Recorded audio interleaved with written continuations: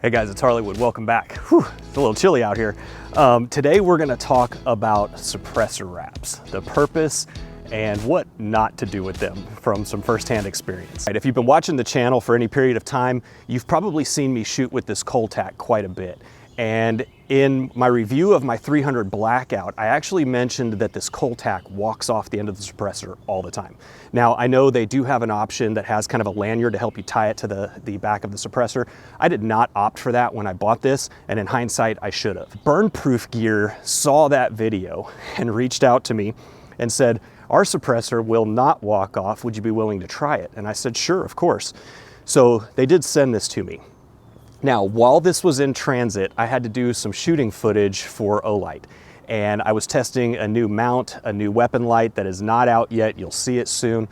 But in the process of doing that, I did 4 mag dumps with 25 rounds in each, so 100 rounds. And the result of that was that my cole-tac melted. The Velcro melted, and whatever's inside actually melted the 2 pieces here together. So and then also the strap itself failed. You can see the strap there just ripped. I shot it on a 12.5-inch SBR, and the website says that this version is suitable for an SBR. I have not been able to find anything on their website that mentions rapid fire or prolonged fire or anything like that. I didn't think 100 rounds was excessive. So this guy melted. Now, I reached out to cole-tac. They are gonna make it right. They're gonna send me the one model above this, which is the corset version. So more to come on that. It just hasn't arrived yet. In fact, I think it comes tomorrow. So the one from Burn Proof Gear arrived, and while doing some of my research, getting this thing installed, I noticed on their website, it does say no more than 90 rounds in 5 minutes. And what I did to that cole-tac was 100 rounds in probably less than a minute. So I think cole-tac, even though they say it's rated for an SBR, they probably should put some additional disclaimer wording on there that you shouldn't do a lot of rapid fire because the Velcro is the weak point on this one, in my opinion. Now, before we get into what I did to one of these, let me talk about the purpose of these wraps. All right, they serve 4 purposes generally. One is just overall looks, right? Some of them look really, really cool. There's a lot of them out there on the market. They come in all different flavors, and they do provide an aesthetic value for some people. The second thing is to protect you, all right? If you've ever been using your rifle and had to transition to a pistol, and that suppressor comes down and touches you on the leg and it's not covered with something, it's gonna let you know, all right? So the other option there is to put one of these on it, and when it comes down, it's still gonna be hot, but it will not sear your skin instantly upon contact. The third reason for these is protection of the environment, right? You set it down on a table at the range, you set it down in the grass. Hopefully you're not in California or one of these western states with all these dry grass and brush fire problems, and you set something off. So the third reason is just for protection of the environment and what you're going to be interfacing this with. And the fourth reason for these is to mitigate mirage coming off of the suppressor, all right? I noticed this most recently when I sighted in my 6.5 PRC. I put a brand new scope on there, and I noticed after about 5 or 6 shots without the suppressor wrap that there was this mirage coming off the suppressor, and it made my crosshairs kind of blurry, especially at 100 yards or further. It made getting that pinpoint precision that I was looking for a little bit more challenging. So you put one of these on there, and it really, really dampens the mirage and the heat coming off the suppressor. If you follow me on Instagram, I hope you do. I post a lot of really cool pictures there, and you get to see stuff before I review it. So go follow me, link in the description below. But on Instagram, I posted a picture of this gray one, and this is the one that I actually used originally, all right? I will tell you, it does not walk off the front of the suppressor. So all of the problems that I had with the cole-tac doing that, again, I didn't opt for the lanyard, but all of the problems I had with that were solved by this. And that was the initial goal, right? Was to prove that this was not gonna fail me the way that the cole-tac was. But I didn't stop.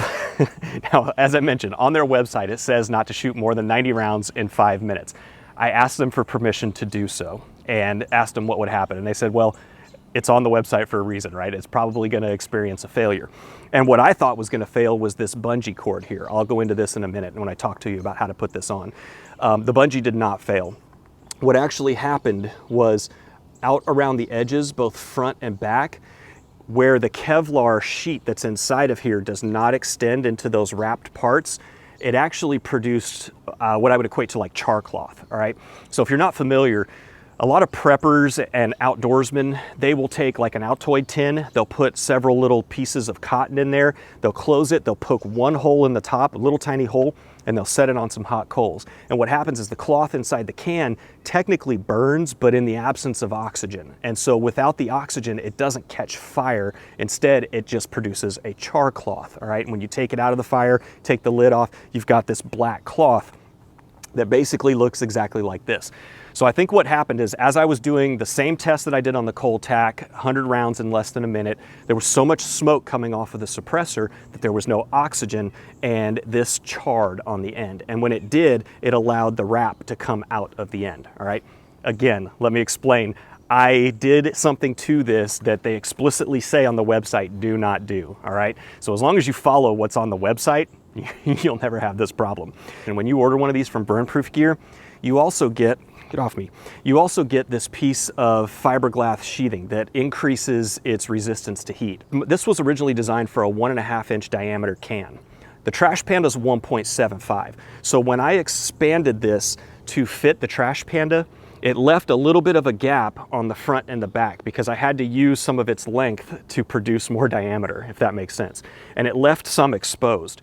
And you can see that that's where the two failures happen. And on this new one, they sent me a longer piece of that fiberglass. And you can see here, it's actually sticking out the back where that taper is.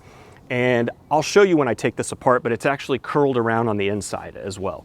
All right. So if you order a Trash Panda or one of these with a bigger diameter than 1.75, be sure to ask them for the longer piece of fiberglass. And the other option that is on the website is if you're going to be doing a bunch of shooting, you can double up your fiberglass. So you can order another piece, it's just a couple extra dollars, put 2 of them on there, and that will hold the heat down even more. Again, don't do what I did, as long as you follow the instructions. Now, I actually followed the instructions for the cole-tac and it melted down on me. I don't think Velcro is a viable thing. Unless you're just planning to shoot with a bolt gun or something like that, and you're not going to generate the heat that you would from an SBR or a semi-auto rifle. All right, here we go. So here is the cole-tac one, and there you can see where the Velcro failed. All right, and here is where the strap itself actually failed. Now, this part may have been my doing. As I mentioned, this repeatedly walked off the end of my can, and so I did try to crank these way down to get it super tight. It did not solve the problem though. This thing still easily walked off the end of the can. If you plan to shoot this on a semi-auto rifle and you're, again, they don't have instructions on their websites, but if you're gonna do mag dumps or I mean, you'd have to be in a hell of a training course to be doing, 100 rounds in under a minute. This Velcro is likely going to fail on you. All right, now I'm going to show you how to install this. It's kind of hard to do from behind the camera, but here you can see that fiberglass sleeve. You can see I've got a little bit of overlap that'll kind of like cinch down when I put this in. One end of the wrap is already going to be kind of tight and cinched together like this. That's your muzzle end. All right, so we're going to insert this in here, and forgive me, I'm doing this from behind the camera. So I'm going to try to make this look as good as possible.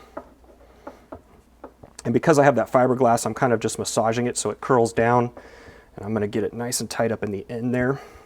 All right, and then you want to start pulling the cord, all right? So you can see I've got it nice tight there, and then I'm going to pinch together with my fingers here and do the next one. Nice and tight, and you'll see a gap there. We'll solve that in just a minute. Cinch with the next one, and pull hard on these things, all right? And then the last one, all right? Now, one side of this trailing end is to cinch this. The other side is to cinch this back part here, all right? And that's what keeps it from walking off of the can. That is the ticket right there.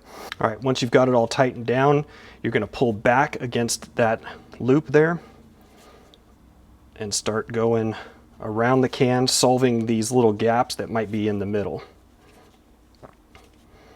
Keep it nice and tight. There, we close that one up. Close that one up. And just try and keep them in between the ones that are running inside. There we go. Now that's nice and sealed up. And here's where you get to the piece of bungee, all right? So you're gonna run the bungee back through the loop at the other end, pull it back on itself, and then it's just like doing your daughter's hair, just gonna start wrapping it. And let's see if we can get one more. There you go, nice and tight. And that will not come off the back of that can. Again, just use this the way that it's listed on the website. If you do have a manufacturer defect or failure, they will honor it. They replaced this one for me just because we wanted to do this review and get this out for you guys. But don't go outside of the boundaries of what you're supposed to do, or you could have an issue like this. And I liked it so much that I actually ordered one for my dad. So this thing is awesome. And actually, I believe this is the one Grand Thumb uses. I've seen a few videos where I'm sure he uses a couple different ones, but I have seen Grand Thumb use this, so I'm pretty legit. And lastly, I do have a promo code for you guys. So I appreciate the partnership and the testing opportunity from Burn Proof Gear, but they're giving you guys a promo code for 10% off, all right? So it'll save you $15, $20 depending on what variation of this you buy. Thank you for watching, guys. If you did like this video, if you found anything valuable in here, do me a favor, hit that like button. Be sure to be subscribed and hit the bell icon so you know when I release new videos. Thanks for watching. I've got lots more videos to come, and I'll see you in the next one.